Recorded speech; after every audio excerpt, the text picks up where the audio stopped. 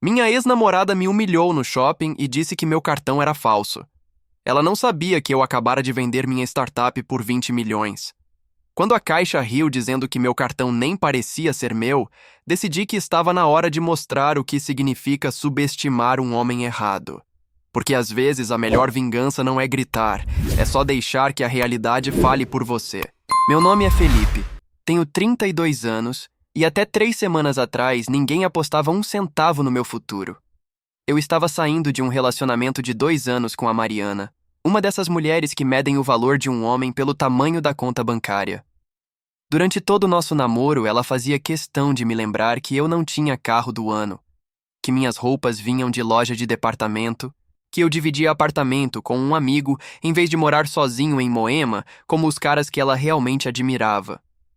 O que ela não sabia é que eu estava construindo algo. Enquanto ela ia para baladas com as amigas reclamando que namorava um fracassado, eu ficava até 3 da manhã programando uma solução de inteligência artificial para otimização de rotas de entrega. Uma coisa que começou como um projeto pessoal, quando eu via os motoboys da empresa onde eu trabalhava perdendo tempo no trânsito de São Paulo.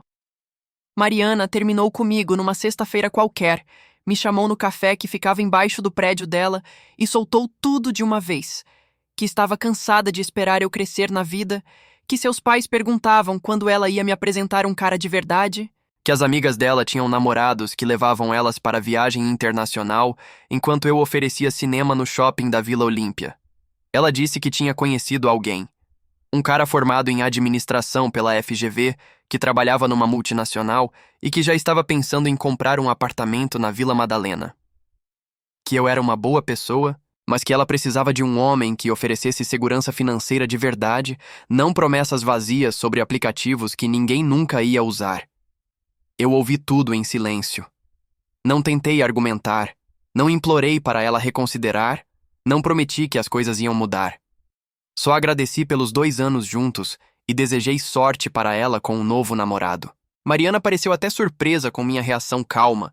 Acho que ela esperava drama, lágrimas, talvez até raiva. O que ela não podia imaginar é que na segunda-feira seguinte eu tinha uma reunião marcada com uma empresa americana de logística que tinha se interessado pelo meu aplicativo.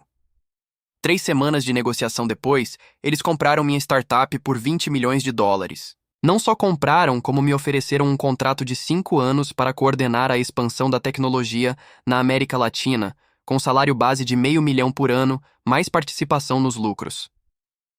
Foi aí que aconteceu a situação no shopping.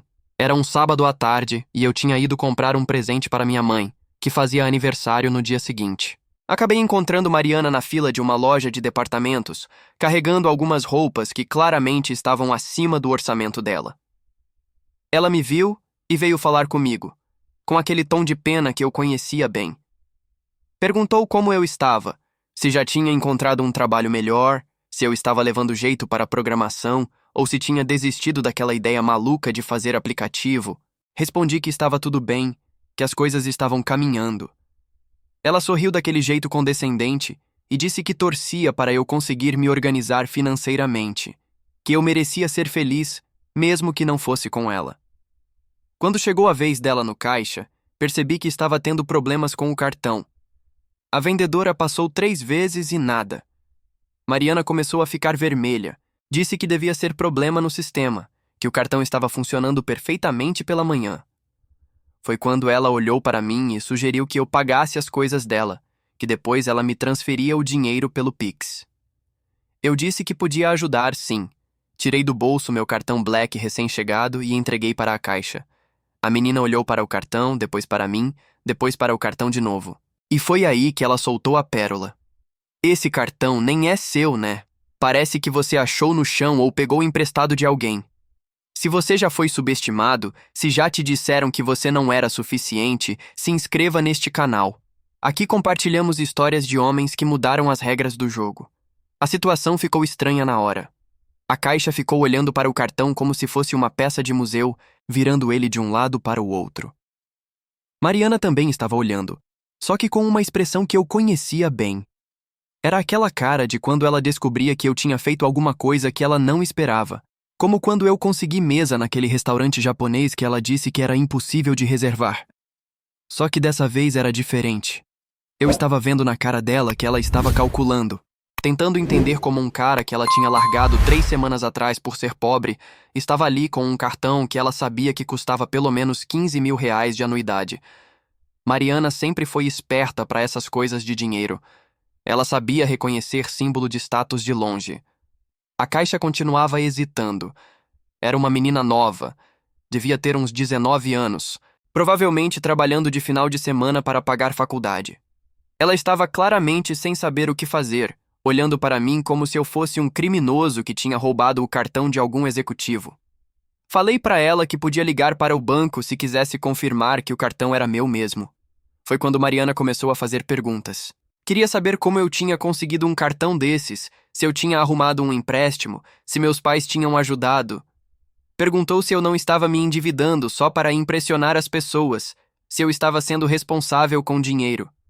Falou que me conhecia bem e que sabia que eu sempre fui meio impulsivo com compras quando estava nervoso.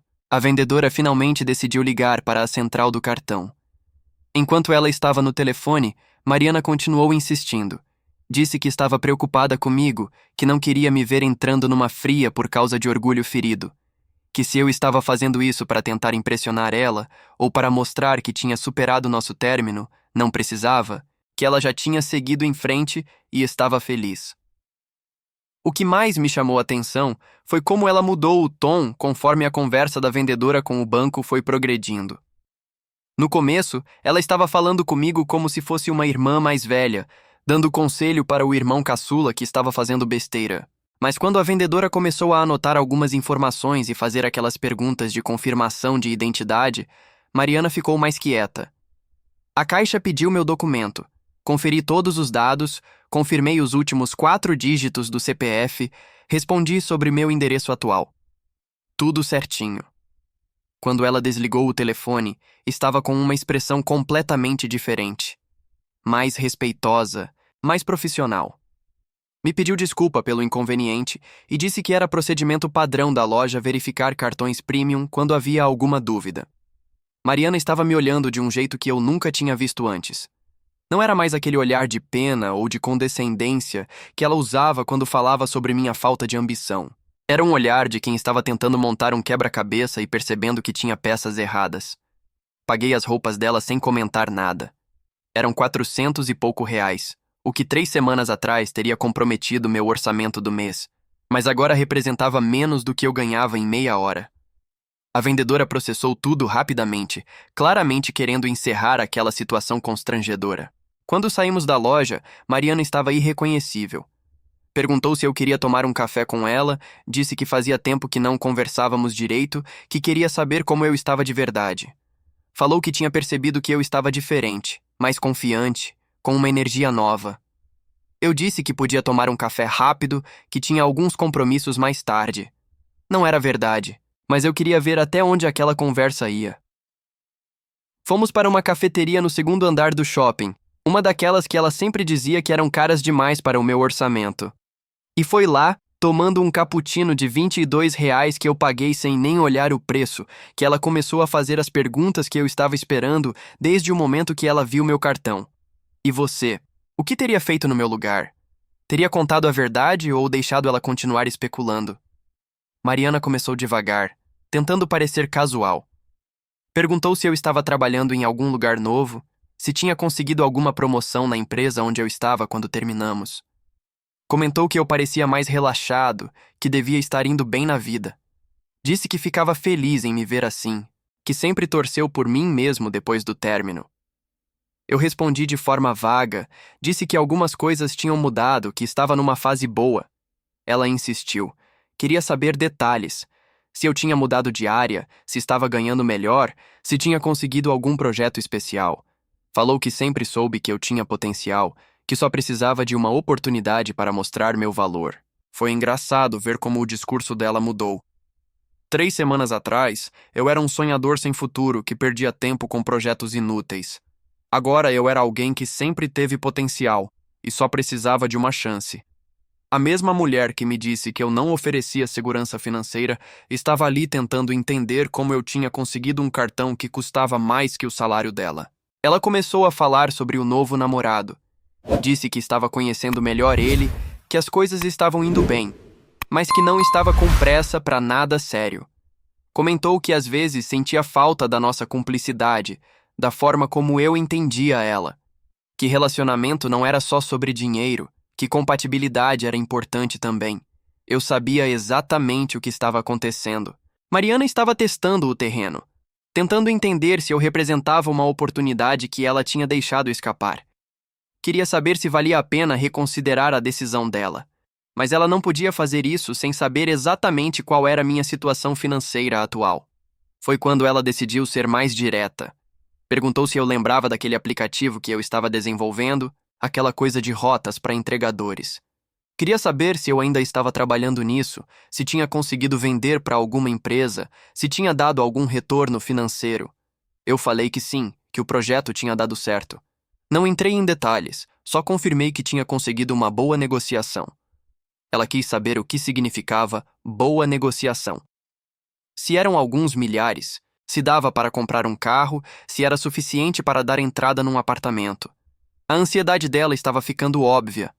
Mariana estava calculando se tinha cometido o maior erro da vida dela, se ela tinha largado um cara 3 semanas antes dele ficar rico. Se o homem que ela abandonou por não oferecer segurança financeira tinha acabado de se tornar exatamente o tipo de cara que ela estava procurando. Ela começou a falar sobre arrependimentos. Disse que às vezes a gente toma decisões precipitadas, que nem sempre consegue ver o potencial das pessoas. Comentou que tinha pensado muito no nosso relacionamento depois do término, que talvez ela tivesse sido muito dura comigo, muito impaciente. Foi aí que ela fez a pergunta que eu estava esperando desde que sentamos. Ela queria saber se eu guardava a mágoa dela, se eu conseguia entender o lado dela na situação, se eu achava que pessoas podiam dar uma segunda chance para relacionamentos que terminaram por mal-entendido.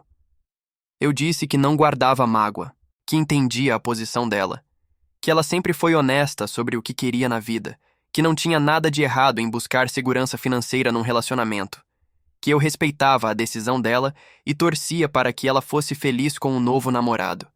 Mariana ficou meio desconcertada com minha resposta. Acho que ela esperava que eu demonstrasse mais interesse em reconquistar ela, ou pelo menos que eu mostrasse um pouco de amargura que pudesse ser interpretada como saudade.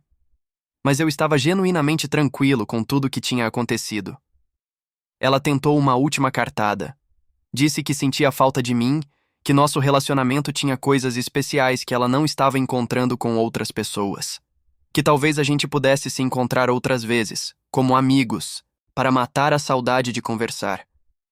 Foi quando eu percebi que precisava ser claro sobre a situação, que não era justo deixar ela continuar especulando ou criando expectativas que não iam levar a lugar nenhum. Se esta história está te fazendo sentir algo, se você acredita que há justiça no que está por vir, deixe seu like neste vídeo. Seu apoio mantém estas histórias vivas. Eu disse para Mariana que ia ser honesto com ela. Que o aplicativo não tinha só dado certo, tinha dado muito certo. Que eu tinha vendido ele para uma empresa americana por um valor que ia mudar minha vida completamente. Que além do dinheiro da venda, eu tinha um contrato de trabalho que me garantia estabilidade financeira para o resto da vida. A expressão no rosto dela mudou na hora. Era uma mistura de choque, incredulidade e algo que parecia um pouco com pânico. Ela perguntou quanto tinha sido a venda, se eu estava falando de algumas centenas de milhares ou se era algo mais significativo. Quando eu disse que foram 20 milhões de dólares, ela ficou em silêncio por uns 30 segundos. Depois ela começou a fazer as contas em voz alta. Falou que 20 milhões de dólares eram mais de 100 milhões de reais, que era uma quantia que ela nem conseguia imaginar direito. Que eu tinha passado de programador com salário comum para multimilionário em questão de semanas, que era o tipo de mudança que acontecia só nos filmes. Mariana queria saber todos os detalhes. Como tinha sido a negociação, se eu tinha tido ajuda de advogados, se a empresa americana ia implementar o aplicativo no mundo inteiro. Perguntou sobre o contrato de trabalho, quanto eu ia ganhar por ano, se eu ia ter que me mudar para o exterior.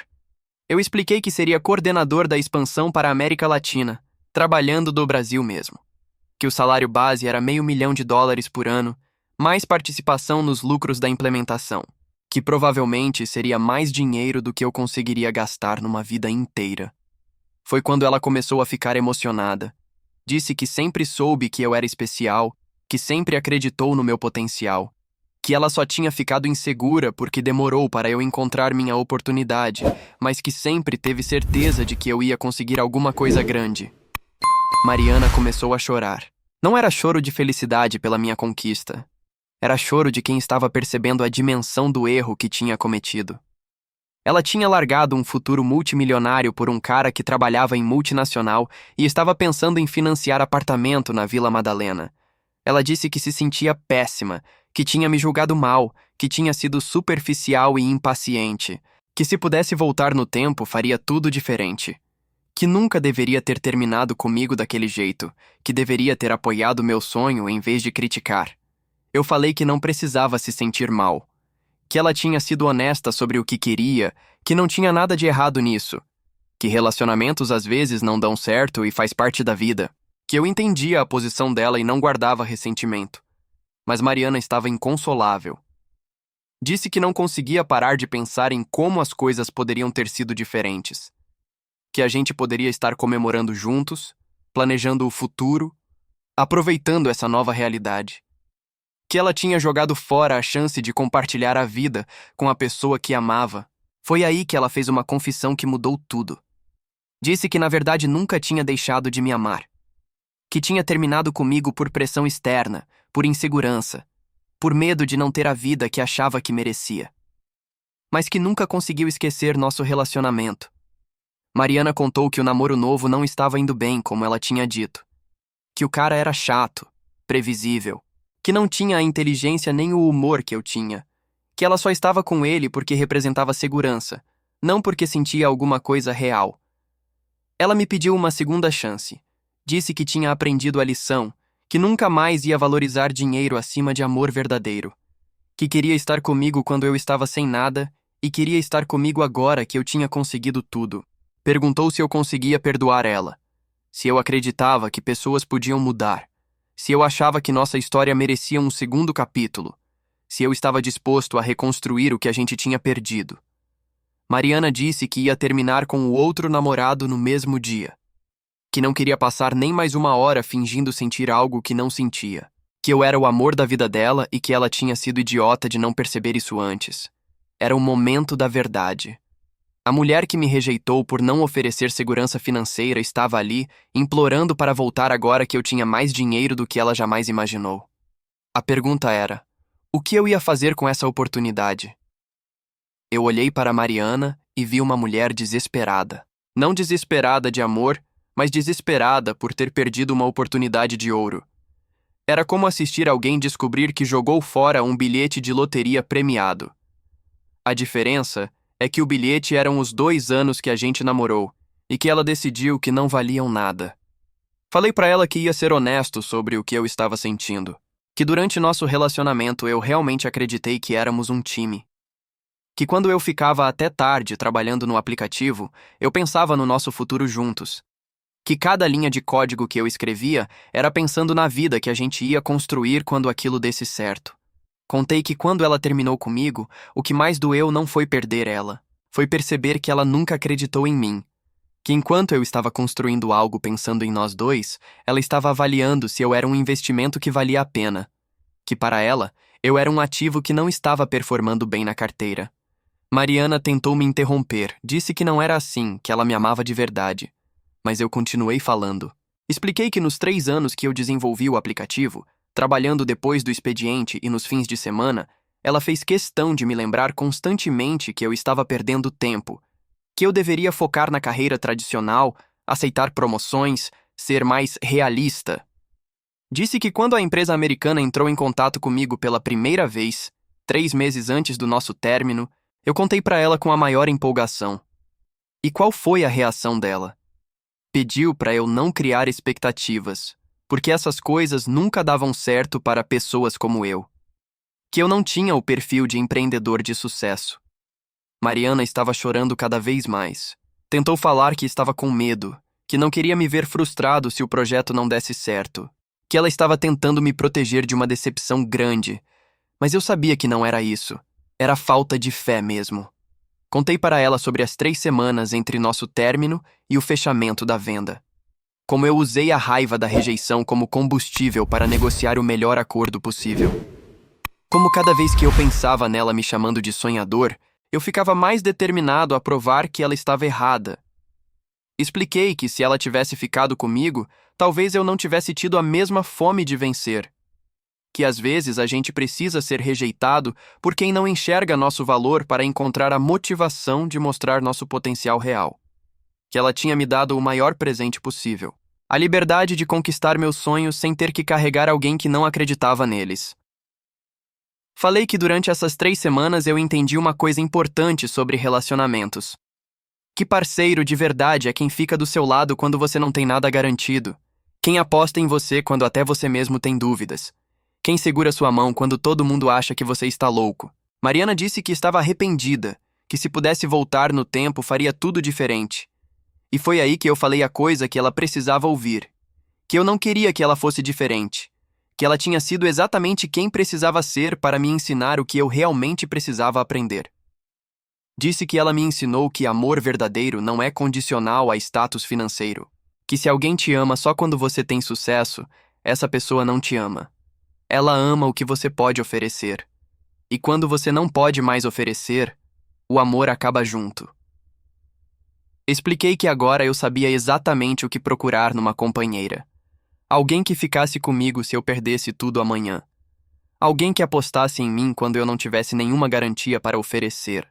Alguém que me visse como um homem de valor independente do tamanho da minha conta bancária. Agradeci a Mariana por ter terminado comigo. Disse que ela tinha me liberado para encontrar alguém que merecesse estar ao meu lado durante a subida. Não só para colher os frutos quando chegasse no topo. Que ela tinha me dado a chance de conquistar meu sucesso sem ter que dividir com quem não acreditou nele. Deixei claro que não guardava mágoa dela, que torcia para que ela encontrasse alguém que pudesse oferecer a segurança que ela procurava, mas que esse alguém não seria eu. Porque agora eu sabia a diferença entre uma mulher que te ama e uma mulher que ama o que você tem. Paguei o café e me levantei. Desejei sorte para ela e para o namoro novo. Mariana ainda tentou falar mais alguma coisa, mas eu já estava saindo.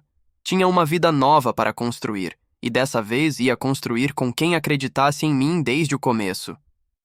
Se você chegou até aqui, se esta história te impactou, deixe um comentário contando o que você teria feito no meu lugar. Compartilhe este vídeo com alguém que precisa lembrar que o poder real não se dá de presente, se conquista. E se ainda não está inscrito, o que está esperando? Aqui tem mais histórias como esta.